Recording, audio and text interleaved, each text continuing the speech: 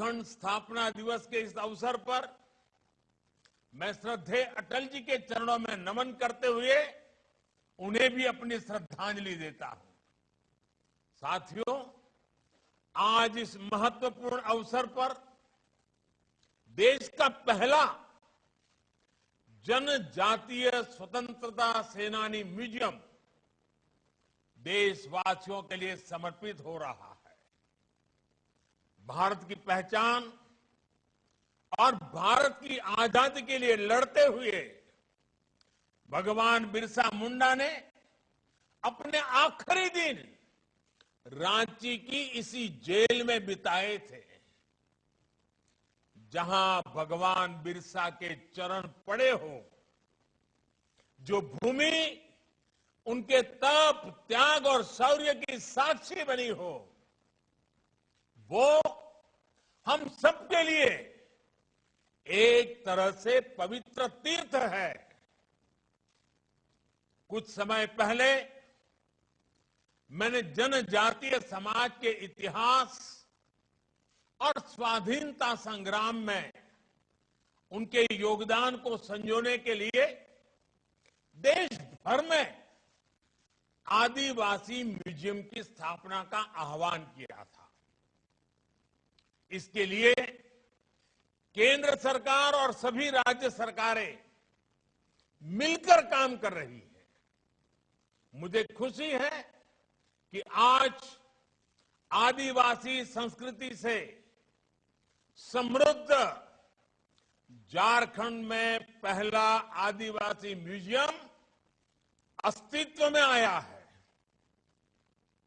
मैं भगवान बिरसा मुंडा स्मृति उद्यान सह स्वतंत्रता सेनानी संग्रहालय के लिए पूरे देश के जनजातीय समाज, भारत के प्रत्येक नागरिक को बधाई देता हूं।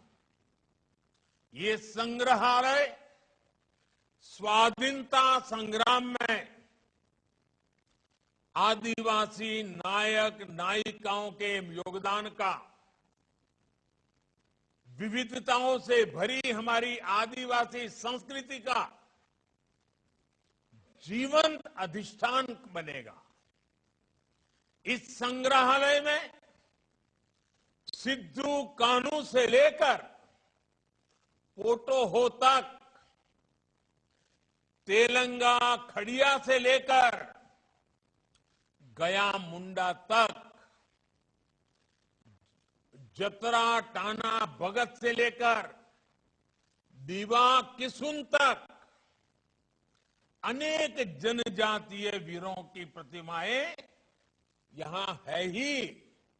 उनकी जीवन गाथा के बारे में भी विस्तार से बताया गया है। साथियों, इसके अलावा देश के अलग अलग राज्यों में ऐसे ही 9 और म्यूजियम पर तेजी से काम हो रहा है। बहुत जल्द गुजरात के राजपीपला में, आंध्र प्रदेश के लांबा सिंगी में, छत्तीसगढ़ के रायपुर में, केरला के कोझिकोड में, मध्य प्रदेश के छिंदवाड़ा में, तेलंगाना के हैदराबाद में, मणिपुर के तामेंगलोंग में, मिजोरम के केलसी में, गोवा के पोंडा में हम इन म्यूजियम को साकार स्वरूप देते हुए हम अपनी आंखों से देखेंगे। इन म्यूजियम से न केवल देश की नई पीढ़ी आदिवासी इतिहास के गौरव से परिचित होगी, बल्कि इनसे इन क्षेत्रों में पर्यटन को भी नई गति मिलेगी। ये म्यूजियम आदिवासी समाज के गीत, संगीत, कला, कौशल, पीढ़ी दर पीढ़ी चले आ रहे हैंडीक्राफ्ट और शिल्प, इन सभी विरासतों का संरक्षण भी करेंगे, संवर्धन भी करेंगे। साथियों, भगवान बिरसा मुंडा ने, हमारे अनेकानेक आदिवासी सेनानियों ने देश की आजादी के लिए अपने प्राणों की आहुति दी थी, लेकिन उनके लिए आजादी के, स्वराज के मायने क्या थे? भारत की सत्ता, भारत के निर्णय लेने की अधिकार शक्ति भारत के लोगों के पास आए, ये स्वाधीनता संग्राम का एक स्वाभाविक लक्ष्य था। लेकिन साथ ही धरती आबा की लड़ाई उस सोच के खिलाफ भी थी जो भारत की आदिवासी समाज की पहचान को मिटाना चाहती थी। आधुनिकता के नाम पर विविधता पर हमला, प्राचीन पहचान और प्रकृति से छेड़छाड़, भगवान बिरसा मुंडा जानते थे कि ये समाज के कल्याण का रास्ता नहीं है। वे आधुनिक शिक्षा के पक्षधर थे, वो बदलावों की वकालत करते थे। उन्होंने अपने ही समाज की कुरीतियों के, कमियों के खिलाफ बोलने का साहस भी दिखाया।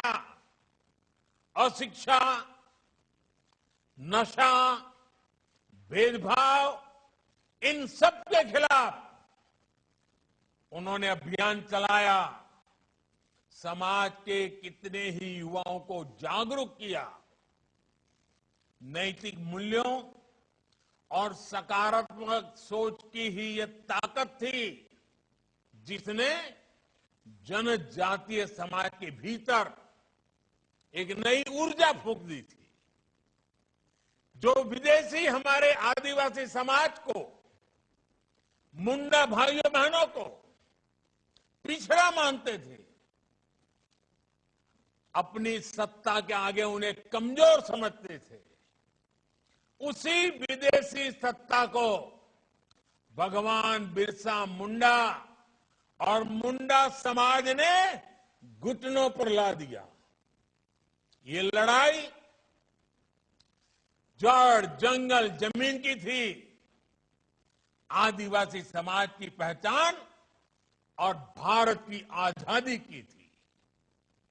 और ये इतनी ताकतवर इसलिए थी क्योंकि भगवान बिरसा ने समाज को बाहरी दुश्मनों के साथ साथ भीतर की कमजोरियों से लड़ना भी सिखाया था। इसलिए मैं समझता हूं, जनजातीय गौरव दिवस समाज को सशक्त करने के इस महायज्ञ को याद करने का भी अवसर है, बार बार याद करने का अवसर है।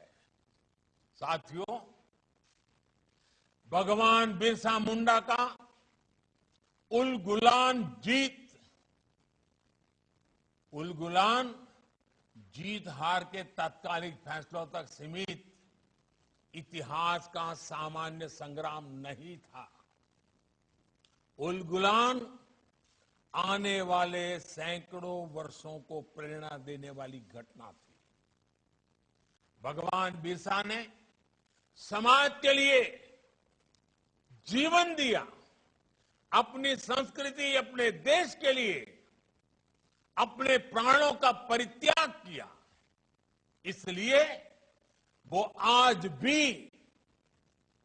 हमारी आस्था में, हमारी भावना में, हमारे भगवान के रूप में उपस्थित है। और इसलिए आज जब हम देश के विकास में भागीदार बन रहे आदिवासी समाज को देखते हैं, दुनिया में पर्यावरण को लेकर अपने भारत को नेतृत्व करते हुए देखते हैं तो हमें भगवान बिरसा मुंडा का चेहरा प्रत्यक्ष दिखाई देता है। उनका आशीर्वाद अपने सिर पर महसूस होता है।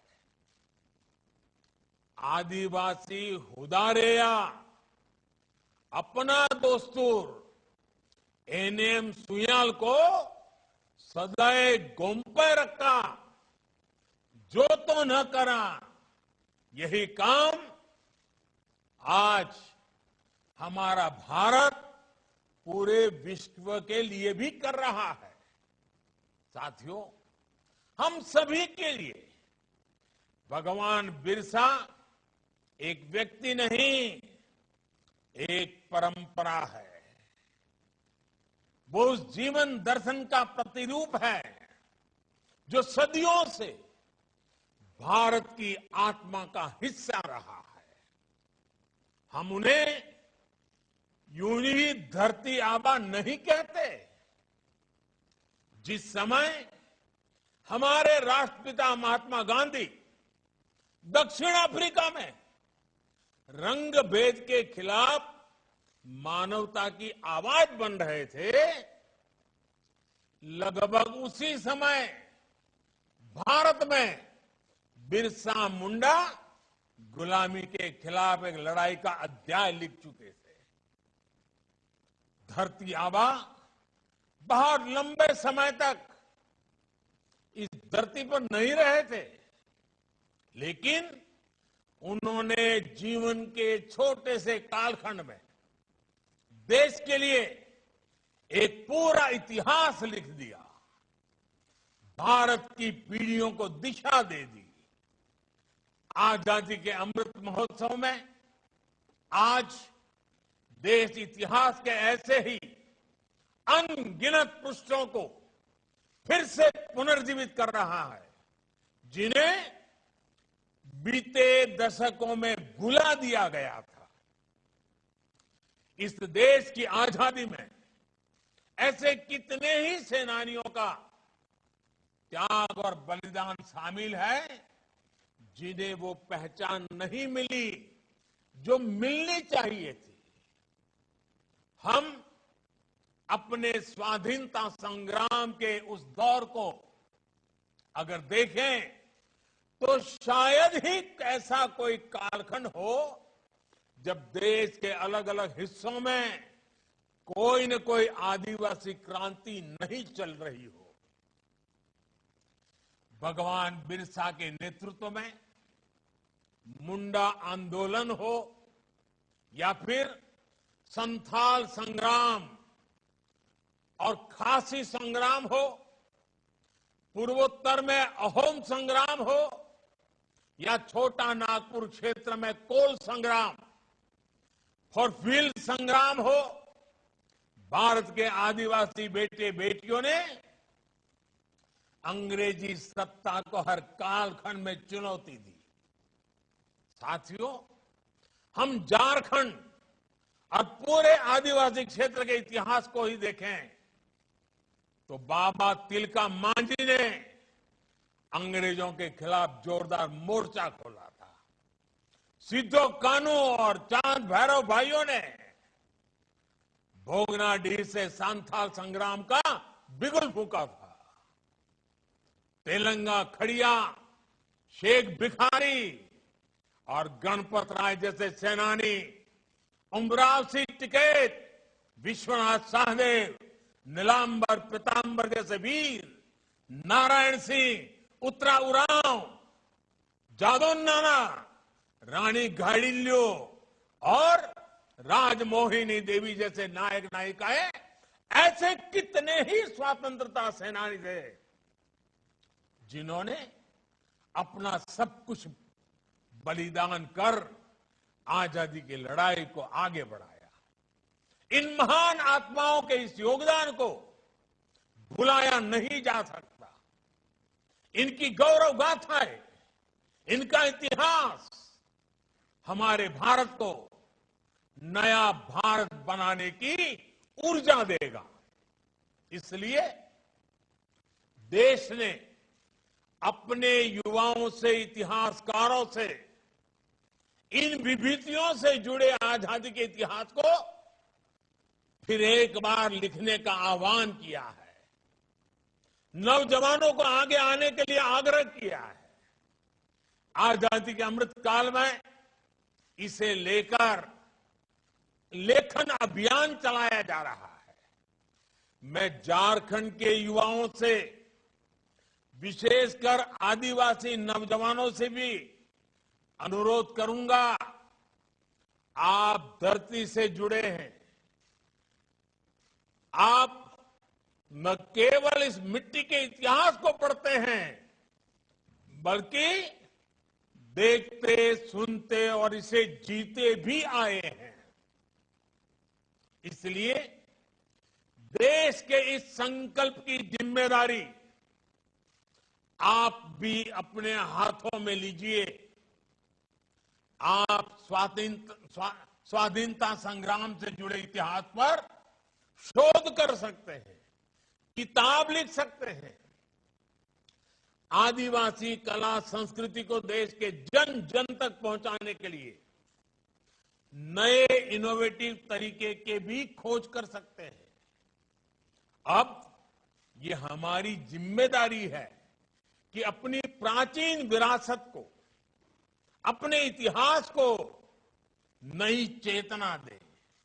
साथियों, भगवान बिरसा मुंडा ने आदिवासी समाज के लिए अस्तित्व, अस्मिता और आत्मनिर्भरता का सपना देखा था।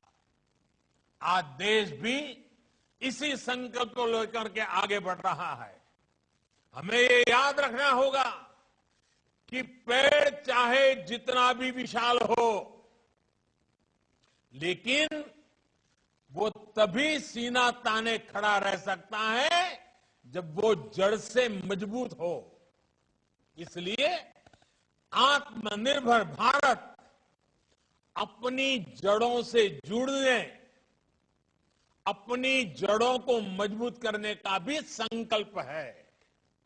ये संकल्प हम सबके प्रयास से पूरा होगा। मुझे पूरा भरोसा है, भगवान बिरसा के आशीर्वाद से हमारा देश अपने अमृत संकल्पों को जरूर पूरा करेगा और ये पूरे विश्व को दिशा भी देगा। मैं एक बार फिर देश को जनजातीय गौरव दिवस की बहुत बहुत शुभकामनाएं देता हूं। आप सभी का भी मैं बहुत बहुत धन्यवाद करता हूं और मैं देश के विद्यार्थियों से आग्रह करूंगा कि जब भी मौका मिले आप रांची जाइए। इस आदिवासियों की महान संस्कृति को प्रदर्शित करने वाली इस प्रदर्शनी की मुलाकात लीजिए।